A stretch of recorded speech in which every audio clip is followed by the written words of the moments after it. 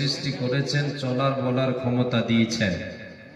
যে আল্লাহ তাবারক ওয়া তাআলা আমাদেরকে সুন্দর ভাবে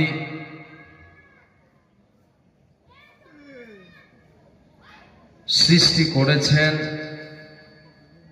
বাক শক্তি দিয়েছেন, যে আল্লাহ তাবারক ওয়া তাআলা আমাদেরকে বিবেক দিয়েছেন, যে রবের দরবারে, যে রবের হাতে আমার আপনার জান, সেই মহান মুনিবের দরবারে অন্তরের অন্তরস্থল থেকে মহাব্বতের সাথে আমরা সকলে শুকরিয়া জানাই, বলি আলহামদুলিল্লাহ।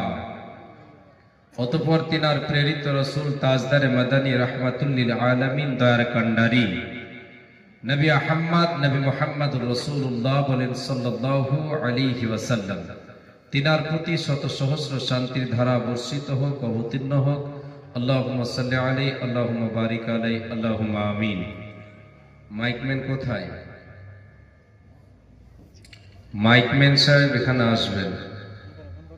মাইকম্যান, আপনি অপারেটর, আপনি ছেড়ে চলে গেছেন। কোথায় তুমি?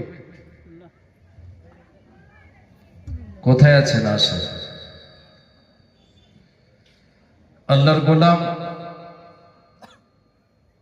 2 রাত্রি ব্যাপী জলসায় আজকে প্রথম রাত আপনাদের। আজকে বসেছেন কোরআন এবং হাদিসের কথা শোনার জন্য।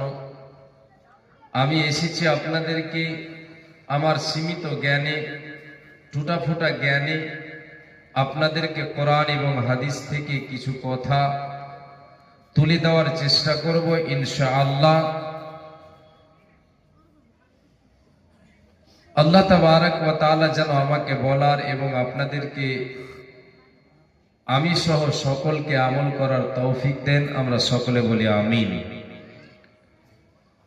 প্রিয় শ্রোতা মণ্ডলী, ভাইজান, বাবাজান, মা ও বোনেরা, আজকের আলোচ্য বিষয় আপনাদের সামনে কয়েকটা পয়েন্ট নিয়ে আলোচনা করব, যা